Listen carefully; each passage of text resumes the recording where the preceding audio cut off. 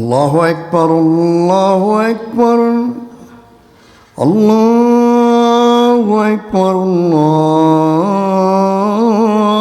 أكبر أشهد أن لا إله إلا الله أشهد أن لا إله إلا الله أشهد أن محمدا رسول الله أشهد أن محمدا رسول الله حي على الصلاة حي على الصلاة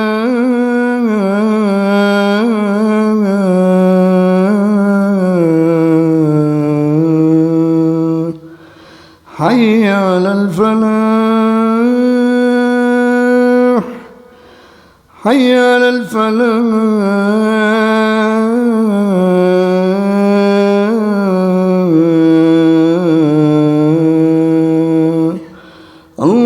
الله أكبر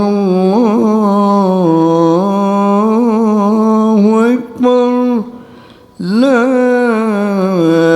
إله إلا الله.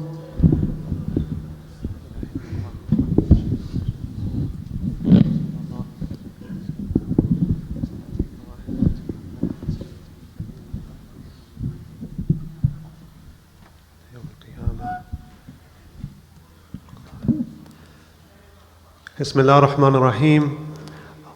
الحمد لله رب العالمين والصلاة والسلام على سيدنا محمد أشرف الأنبياء والمرسلين سيدنا محمد السيد الأولين والسيد الآخرين وعلى آله الطيبين والطاهرين ورضي عن أصحابه أجمعين برحمتك يا أرحم الراحمين. أما بعد، رب اشرح لي صدري ويسر لي أمري واحلل عقدة من لساني يفقهوا قولي واجعلي وزيرا من أهل هارون أخي أشدد به أزري.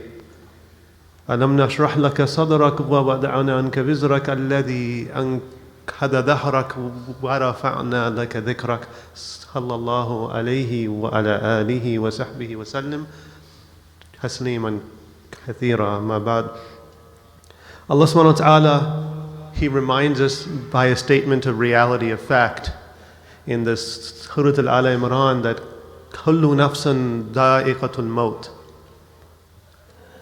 كُلُّ نَفْسٍ ذَائِقَةُ الْمَوْتِ, that every soul, every nafs, every individual shall taste death. And it's important every now and then to remind ourselves, first and foremost myself and inshallah everyone else, our dear brothers and sisters, to regarding the reality of death. It's important to actually contemplate death, even in fact on a daily basis if you can.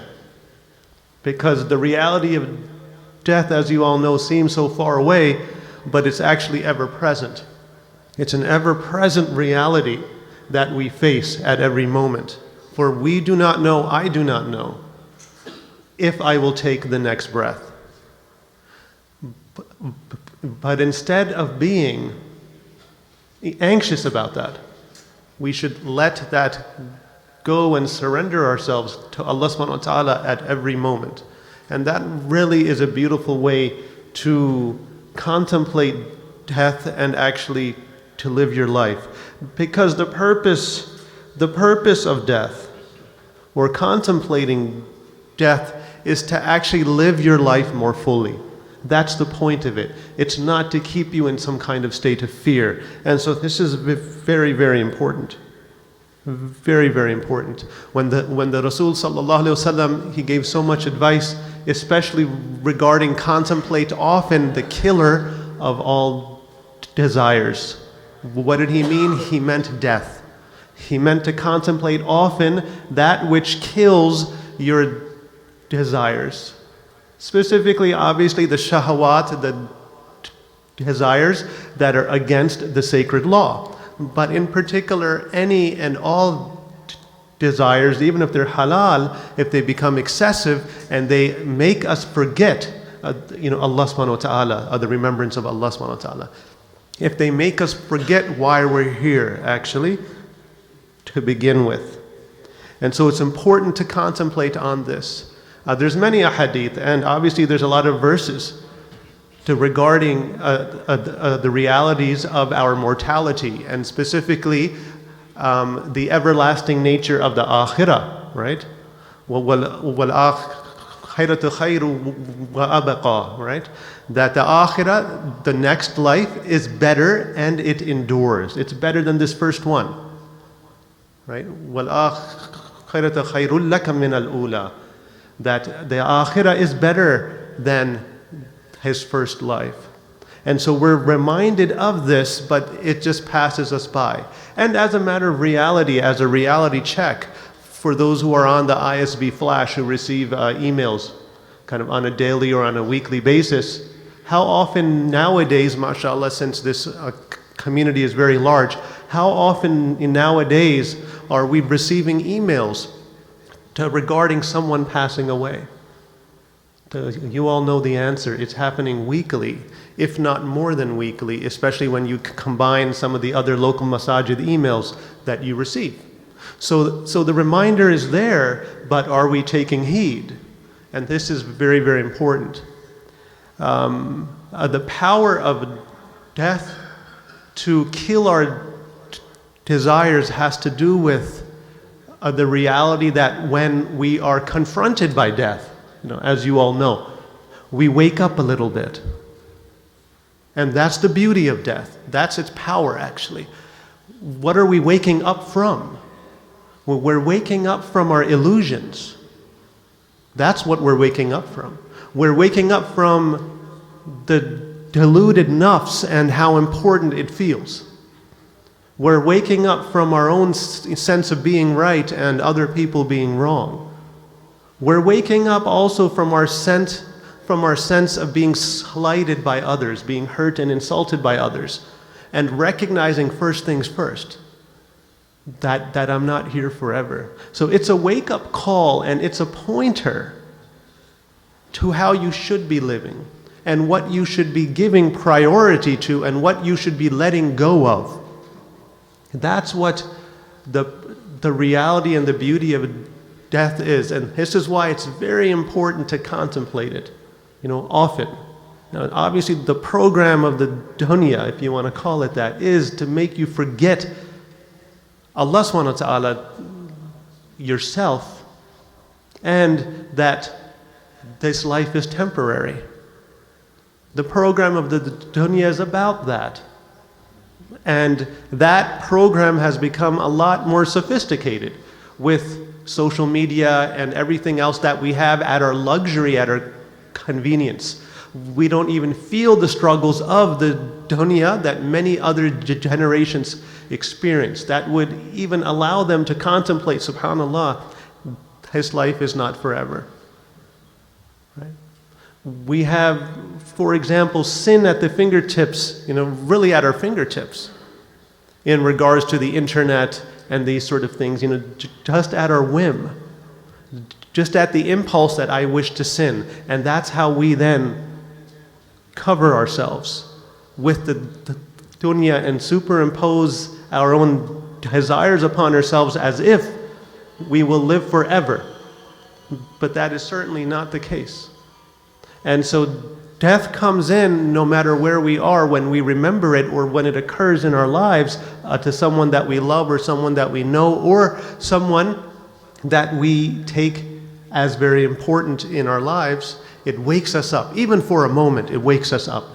That's its power. Because why does it wake us up? Because deep down inside, there's something in our spirit that actually knows. There's something in our ruh that has embedded in it the awareness, the knowledge that man, I was not meant for this place. There's some other place where I came from, and it's that other place that I'm returning to. constantly. Inna lillahi wa inna ilayhi raji'un. Verily, we are from Allah subhanahu wa ta'ala, and we are ever returning back to Allah subhanahu wa ta'ala. I'm making this circle with my hand, as a symbol that we come from Allah and we return back to Him. And as a matter of reality, this is occurring every moment of our lives, and we should take heed of that, right? It's our, what we could call the circle of our existence, of our wujud, the dara'it al-wujud, as some of the spiritual authorities in the tradition speak of it. That we come from Allah, we descent, we are made as, arwah, or spirits who recognize Allah subhanahu wa ta'ala when He asked us, Alastu bi rabbikum, am I not your Lord? Then we were embodied in spiritual or physical bodies and entered this realm. And then our body grew, or is growing. And in that context, our soul is maturing, and we're continuing our spiritual journey until, as some say, we drop the body.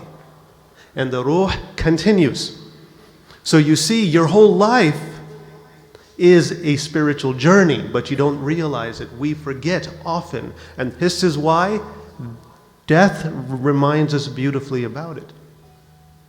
It is the ever-present knowledge in our ruh of what we really are, where we came from, and where we are going, right? The famous, perennial questions that philosophers ask and that anyone asks is, who am I? Where did I come from? And where am I going? Islam obviously has answers to all of these. Who am I? You are a spirit. You are a ruh, which came from the one ruh that comes from Allah subhanahu wa ta'ala in some mysterious way, which was blown into Sayyidina Adam alayhi salam, and from which we come. And in that moment of pre-eternity, He took all of us out and asked us all, Alastu bi rabbikum, am I not your Lord? And we bore witness with our very being that we recognize Allah.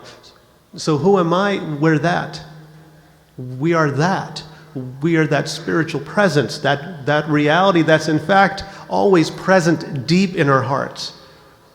No matter how much we try to forget this, it is always present. And if you sit with yourself, if you contemplate, you can actually tap into that in presence, in your dhikr, in your prayer, in your meditation. Like those who have hudur of Allah subhanahu wa ta'ala in their prayer, and they're fully engaged in prayer, they are absent from all their worries of this world, and they are present for Allah's presence. That is their ruhaniyah, that is their spirituality, that is their tasawwuf, whatever you wish to call that. That is their hudur with Allah subhanahu wa ta'ala. That is an ever-present reality that most of us perhaps have not tapped into enough, have not tasted it. But that's what we are. Who am I? Where did I come from? You came from pre-eternity. As a spirit in the Surah Al-Araf that speaks of this. When all the arwah, the spirits were gathered in a time before time when we were asked, am I not your Lord? And so our whole life is an unfolding and a pointer to the answer that we gave Allah subhanahu wa ta'ala then. It doesn't matter who you are. It doesn't matter if you're a Muslim or a Christian or a Jew or a Hindu or a Buddhist. That's what you are actually. You're a ruh according to Islamic teachings. You're an embodied spirit. You're not just a body who has a mind and a heart and these sort of things. Like that's accurate, but that's not the whole picture. You're an embodied spirit. When the funeral procession of a Jew passed by, the Rasul sallallahu alaihi wasallam, he stood up. And he was asked by the Sahaba Ikram, Ya Rasulullah sallallahu alaihi wasallam, why do you stand up for his janazah? He was a Jew, he passed as a Jew. He said, shall I not honor his spirit, his ruh? And so this is the kind of attitude that we have, but he taught us that beyond the beliefs that human beings hold, we have an ultimate reality, that is our ruh. And when we remember death, we wake up to this. Doesn't matter who you are. It doesn't matter what persuasion you're following, what path you're following, what religious belief. Doesn't matter if you're Sunni or Shia. From this point of view, because death takes us all. Doesn't matter if you're Muslim or non-Muslim. And the sincere human being, no matter how much knowledge they have of their Lord, and no matter how much hidayah that they may have received, it's all nothing if you're not preparing, for death. If you're not recognizing your limitation in this world, and if you are not preparing and working on yourself, taking self-account, becoming more aware of yourself. That's the beauty of death. It's not meant to scare us. It's not meant to scare us. It's meant to wake us up. It's meant to be a beautiful pointer to what your life can be if you take it seriously and if you live meaningfully and if you live with full presence for all the little things, and of course, inshallah, the big things, but most importantly, all the little things. If we focus on death, if we contemplate it every day, it shocks us into waking up and being present now. For Allah, in His ilm, in His knowledge, He's always present. He's aware of us. And it wakes us up to actually being aware of ourselves and being aware that Allah is aware of us at every moment. And rather than fearing that situation, we embrace it, we celebrate it. And then we live more fully. For sincerity is just to live more fully. Now imagine that you were told, in whatever scenario that you want to picture in your mind, you go to the hospital, you go to the doctor, have some blood work, have a biopsy, whatever it is, or just one, you wake up and someone tells you, you're going to die in 1 week. Just imagine, first of all, how that would feel, and you have yaqeen of this, like this is not just hearsay. You have yaqeen, you have certainty that this person, this individual, this entity who comes and tells you that you will die in 1 week. It's important for you to know that. What would you do? How would you feel, and what would you do? And after perhaps the first 10 minutes of trying to plan your life out, for 1 week, I want to do this, I always wanted to do that, I wanted to do that.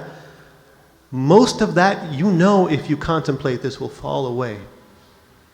It'll fall away. You wanted to be this, you wanted to be a millionaire, you wanted that kind of status, that fame, that car, that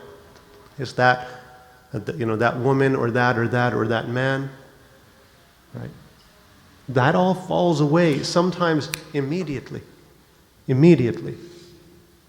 What happens is a coming to a sense of urgency in the present moment, and you just begin living.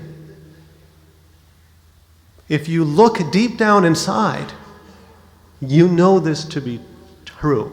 We have examples of this. Very beautiful men and women of faith in this community and in others who have had such prognoses, and they have lived their life valiantly in that time, very beautifully. An auntie I know, Shireen auntie, who had passed away of cancer, she lived very nobly. After being given her prognosis, she always had a smile on her face. How many people would actually be like that? And there's so many other examples of this. To believe me as a physician, I have given the quote-unquote bad news to patients over my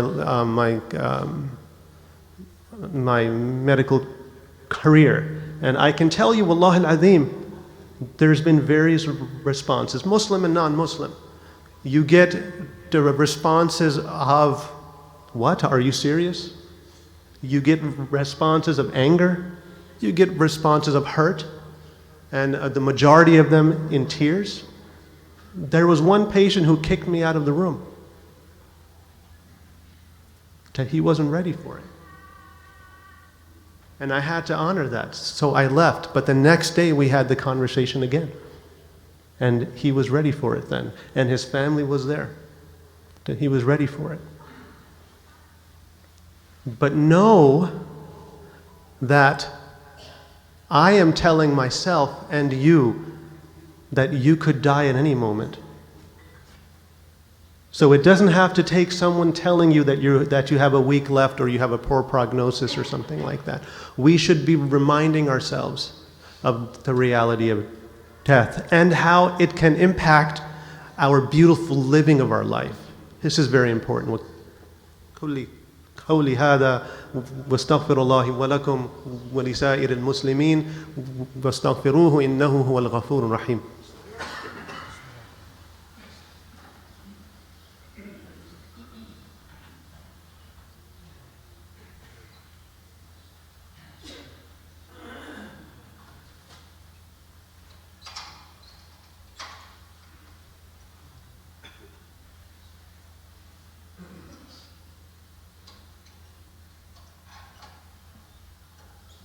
إن الله وملائكته يصلون على النبي يا أيها الذين آمنوا صلوا عليه وسلموا تسليما اللهم صل على محمد وعلى آل محمد كما صليت على إبراهيم وعلى آل إبراهيم إنك حميد مجيد اللهم بارك على محمد وعلى آل محمد كما باركت على إبراهيم وعلى آل إبراهيم إنك حميد مجيد. Very briefly, with the time that is left or the overtime that we have for the next few minutes, it's not just scary and sad, and it's important that when we contemplate on death, and in particular our own death, that it's not just a sad and morbid thing, that we're not just afraid. For death is supposed to be a beautiful pointer to the beauty of your life. And if you contemplate, if you reflect on death the proper way every day, it will uplift you because it will wake you up from the sleep that we're all in. In a prophetic report that is considered by most of the muhaddithun as not being a sound narration, but is expressed in the tradition by Imam Ali and some others, that people are asleep and when they die, they awaken.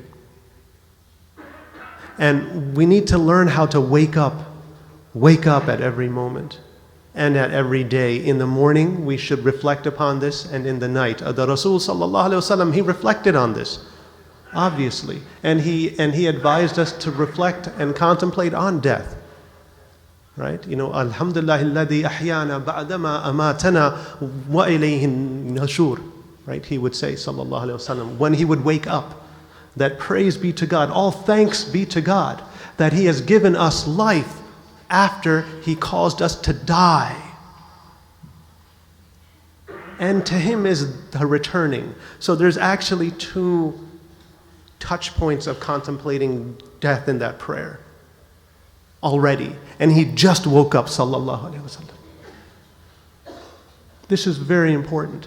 We should contemplate upon it because then it wakes us up out of the sleep that is this particular embodied physical existence, for we are spirits. I remember some years ago, for a long time, my beloved wife, may Allah preserve her, she has, like a lot of us, has had a big fear of death. But one day she went actually to the tomb in England of a very beautiful man of Allah subhanahu wa ta'ala, rahimahullah, who passed away. His name, some of you may know him for his famous book, his biography, his seerah, of the Rasul sallallahu alaihi wasallam, to Muhammad, by Martin Links. And we were invited by a friend who was a caretaker, of this place. It's a very beautiful place. And we prayed the Fatiha there. But that was the first moment that she felt a beautiful presence. And she felt that death can be beautiful. And if you live your life beautifully, you may die death when it comes and whenever it comes. That was her wake up. And she finally stopped running from her fear of death. And she welcomed it as a possibility, as a reality in her life. And she, mashallah, she transformed herself. She was already a wonderful Muslimah, but her attitude and her relationship with Allah changed. It became that of love and hope and of beauty, and to express that as much as she can and to put first things first, not out of fear but actually out of love for the possibility of what can be for the awliya of Allah subhanahu wa ta'ala who die in beauty. And so may Allah subhanahu wa ta'ala allow us to remember and reflect on death so that we wake up and so that we in that sense die before we die. Al-mutu qabla mut. As the Prophet or some of the companions, they used to say, die before you die. Meaning die to the nafs and to the desires of the nafs. May Allah subhanahu wa ta'ala allow us to live our lives beautifully and take heed of the contemplation of death and the importance that it is. May we benefit from those who have recently passed away in the community and from even those whom we may have admired, even the non-Muslims. May we remember the importance of life, and may we live more beautifully because of our contemplation of death. ربنا آتينا في الدنيا حسنة وفي الآخرة حسنة وقنا عذاب النار وادخلنا الجنة مع الأبرار يا عزيز يا غفار يا رب العالمين. ربنا آتينا من لدنك رحمة وهيئ لنا من أمرنا رشدا.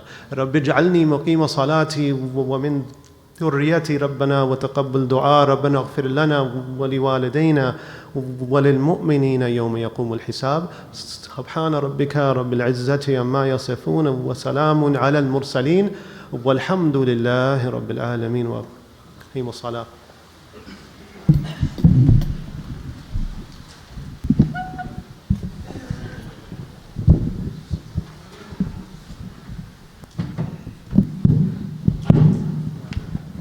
الله أكبر الله أكبر أشهد أن لا إله إلا الله أشهد أن محمدا رسول الله حي على الصلاة حي على الفلاح قد قامت الصلاة قد قامت الصلاة. الله أكبر الله أكبر لا إله إلا الله. حقا لا إله إلا الله وحده لا شريك له وأشهد أن محمدا عبده ورسوله. Stow,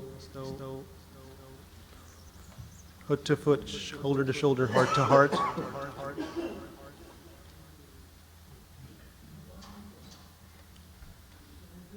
Allahu Akbar.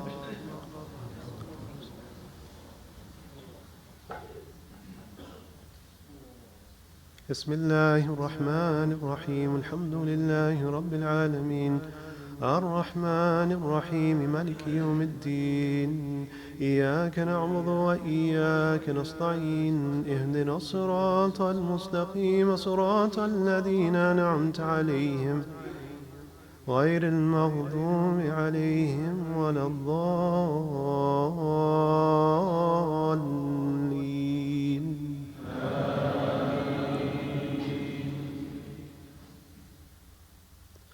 إذا جاء نصر الله والفتح رأيت الناس يدخلون في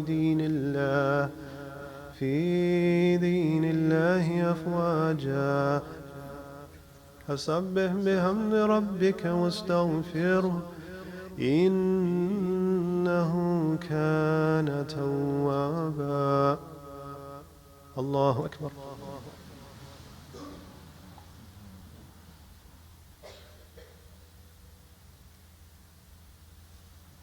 سمع الله لمن حمده. الله أكبر.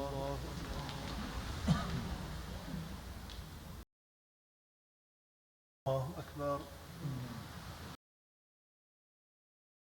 الله. بسم الله الرحمن الرحيم مالك يوم الدين إياك نعبد وإياك نستعين اهدنا الصراط المستقيم.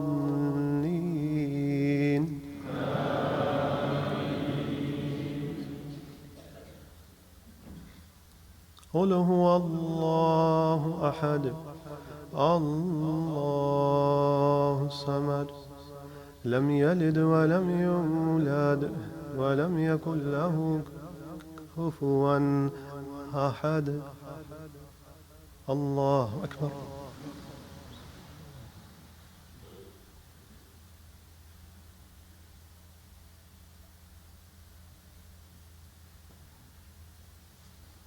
سمع الله لمن حمده.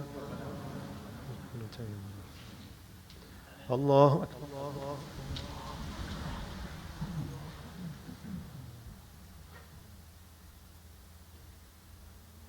الله أكبر.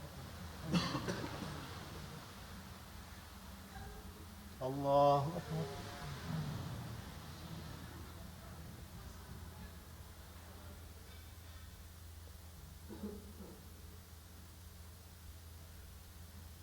الله أكبر.